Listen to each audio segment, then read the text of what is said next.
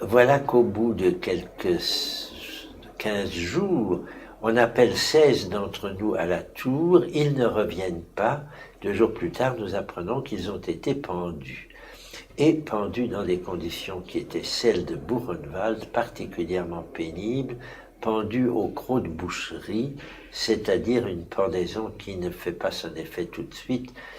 C'était particulièrement affreux et naturellement les 21 restants étaient très choqués, ne savaient pas quoi faire, faisaient des plans invraisemblables et l'un d'entre eux, un Britannique, qui était un ami de Londres, il avait été un proche de Churchill, il s'appelle Forrest Yotoma, il finit par trouver un contact avec quelqu'un à qui nous devons notre vie, qui s'appelle Eugen Kogon, qui est un Allemand qui a écrit d'ailleurs le meilleur livre sur les camps de concentration qui s'appelle l'État SS.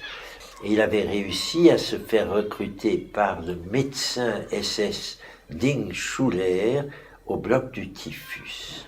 C'est là que le complot a été très vite organisé. On avait hâte d'être sorti de ce bloc 17 qui paraissait en effet dangereux.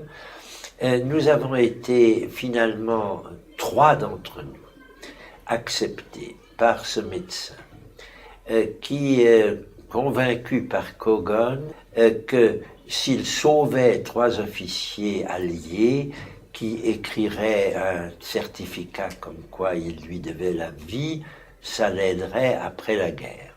Il a marché dans la combine, il nous a fait admettre au bloc du typhus.